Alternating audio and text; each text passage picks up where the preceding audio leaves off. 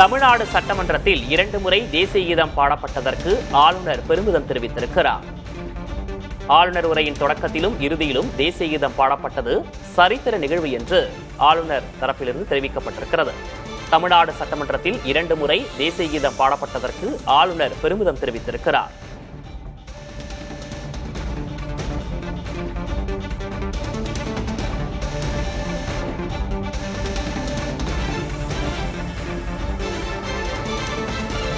ஆளுநர் உரையின் தொடக்கத்திலும் இறுதியிலும் தேசிய கீதம் பாடப்பட்டது சரித்திர நிகழ்வு என ஆளுநர் தெரிவித்திருக்கிறார்.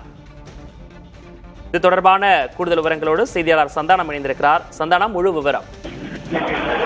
விக்னேஷ், தமிழக சட்டமன்ற கூட்டத்தொடர் ஆளுநர் உரையுடன் இன்று தொடங்கியிருந்தது. தமிழக சட்டமன்றத்தில் முதல் முறையாக ஆளுநர் உரை தொடங்குவதற்கு முன்பாகவும் பின்பாகவும் தேசிய கீதம் பாடப்பட்ட நிலையில் இது தொடர்பாக தன்னுடைய சமூக வலைதள பக்கத்தில் ஆளுநர் ஒரு பதிவை வெளியிட்டிருக்கிறார். அந்த பதிவுல தமிழ்நாடு சட்டமன்றத்தில் புதிய உதயம் தோன்றிய நாள் இன்று என்பதை மக்களுக்கு மகிழ்ச்சியுடன் தெரிவித்துக் கொள்கிறேன். 3 ஆண்டுகளுக்கு பிறகு ஆளுநரின் முழு உரையும் எவ்வித இடையூறுமின்றி சட்டமன்றத்தில் இன்று வாசிக்கப்பட்டது மனநிறைவை தருகிறது.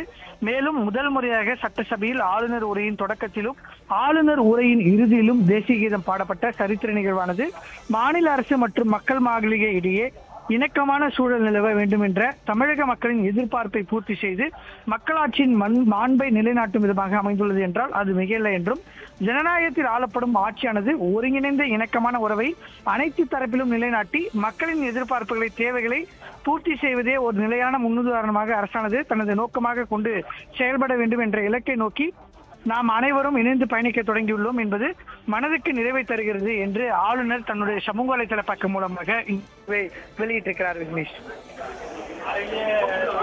ஆளுநர் உரையின் இறுதியிலும் முதலிலும் தேசிய கீதம் பாடப்பட்டது சரித்திர நிகழ்வு என்று அவர் குறிப்பிட்டிருக்கிறார். மாநில அரசு மற்றும் மக்கள் மாளிகை இடையே இணக்கமான சூழல் நிலவ வேண்டும் என்ற தமிழக மக்களின் எதிர்பார்ப்பை பூர்த்தி செய்திருக்கிறார் என்றும் அவர் குறிப்பிட்டிருக்கிறார். வேறு என்னென்ன விஷயங்கள் இதுல சிறப்பு மிக்கதா பார்க்கப்பட வேண்டியிருக்கு சந்தானம்?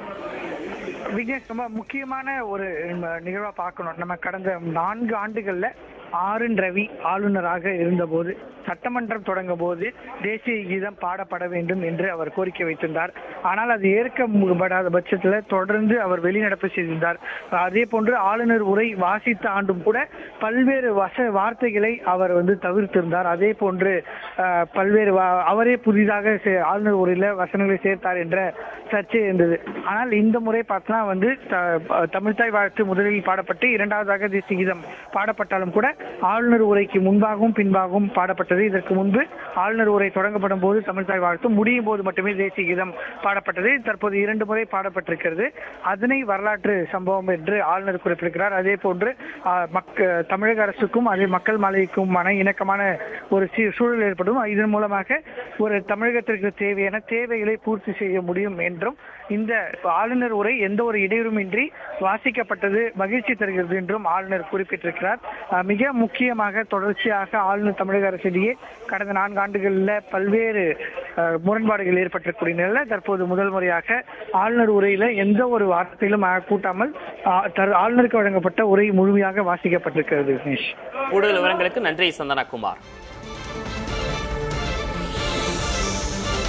தமிழ்நாடு சட்டமன்றத்தில் 2 முறை தேசிய கீதம் பாடப்பட்டதற்கு ஆளுநர் பெருமிதம் தெரிவித்திருக்கிறார். ஆளுநர் உரையின் தொடக்கத்திலும் இறுதியிலும் தேசிய கீதம் பாடப்பட்டது சரித்திர நிகழ்வு என்றும் அவர் குறிப்பிட்டிருக்கிறார்.